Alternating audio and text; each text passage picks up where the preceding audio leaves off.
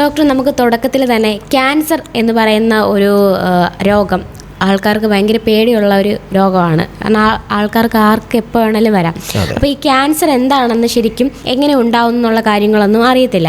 അപ്പോൾ അത് വളരെ ലളിതമായി എങ്ങനെ നമുക്ക് പറയാനായിട്ട് പറ്റും ക്യാൻസറിന്? ഈ ക്യാൻസർ എന്ന് കേൾക്കുമ്പോൾ തന്നെ താങ്കൾ പറഞ്ഞതുപോലെ ഭയമാണ് മെയിനായിട്ടുള്ള വിഷയം എന്ന് പറയുന്നത്. നമ്മുടെ വാവ സുരേഷ് പറഞ്ഞതുപോലെ പാമ്പ് കടിച്ചിട്ടുള്ള ആളുകൾ കൂടുതലും മരിക്കുന്നത്, ഭയം വന്നിട്ട് ആൾക്കാർ മരിക്കുന്നത് എന്നതുപോലെയാണ് ക്യാൻസർ വന്നിട്ടുള്ള ആളുകൾ മരിക്കുന്നത്. ക്യാൻസർ വരുന്ന രോഗികൾക്ക് ഭയമാണ് മരണകാരണമെന്നാണ് പറയാനുള്ളത്. അതിൽ ക്യാൻസർ എന്ന് പറഞ്ഞു കഴിഞ്ഞാൽ അലോപ്പതി തിയറി പ്രകാരം 2 കാരണങ്ങളാണ് ക്യാൻസറിനെ കുറിച്ച് പറയുന്നത്. ഒരു കാലത്ത് അവർ ഭൂരിഭാഗവും പറഞ്ഞുകൊണ്ടിരുന്നതെന്ന് പറഞ്ഞു കഴിഞ്ഞാൽ സ്പ്രെഡാകുന്നു, അതായത് ക്യാൻസർ സെല്ലുകൾ വിഭജിക്കുന്നു, വല്ലാതെ വിഭജിച്ചിട്ട് ശരീരം മൊത്തവും സ്പ്രെഡായി അത് അവസാനം മരണത്തിന് കാരണമായി മാറുന്നു എന്നാണ് അവർ പറഞ്ഞുകൊണ്ടിരുന്നത്. ഈ അടുത്ത കാലത്തായി വീണ്ടും പറയുന്നതെന്ന് പറഞ്ഞു കഴിഞ്ഞാൽ പെട്ടെന്ന് കോശങ്ങൾക്കൊരു ടൈമുണ്ടല്ലോ, എല്ലാ സെല്ലുകൾക്കും ഒരു ടൈമുണ്ട്, അതിനും അപ്പുറം സെല്ലുകൾക്ക് പ്രായാധിക്യമുണ്ടാകുന്നു, പെട്ടെന്ന് തന്നെ സെല്ല് വാർദ്ധക്യത്തിലേക്ക് ബാധിക്കുകയും അത് ക്യാൻസറായി മാറുകയും ചെയ്യുന്നു എന്നാണ് അലോപ്പതി ശാസ്ത്രം പറയുന്നത്.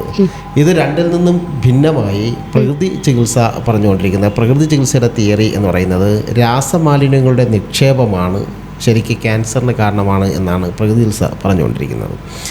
അതായത് ഇത് രണ്ടും സെയിം തന്നെയാണ് എന്ന് നമുക്ക് പറയാൻ സാധിക്കും. ശരിക്കും ക്യാൻസർ ഉണ്ടാകേണ്ടത് വയസ്സായ ആളുകൾക്കാണ്.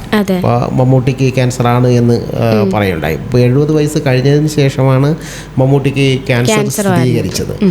ശരിക്കും വയസ്സായ ആളുകളിലാണ് ശരിക്കും ക്യാൻസർ കണ്ടെത്തേണ്ടത് എന്നുള്ളതാണ്. ശരിക്കും ക്യാൻസർ എന്ന് പറയുന്നത് പ്രായം ചെന്ന ആളുകൾക്ക്, ഏകദേശം ഒരു 70 വയസ്സ് കഴിയുന്ന ആളുകൾക്ക് അവരുടെ ജീവിതം അവസാനിപ്പിക്കാനുള്ള ഒരു സ്റ്റേജാണ് ക്യാൻസർ എന്ന് പറയുന്നത്. അപ്പോൾ അത് വയസ്സായ ആളുകൾക്ക് ക്യാൻസർ ഉണ്ടാകുന്നത് അത്ര ഭയം ഉണ്ടാക്കേണ്ട ഒരു സംഗതി അല്ല.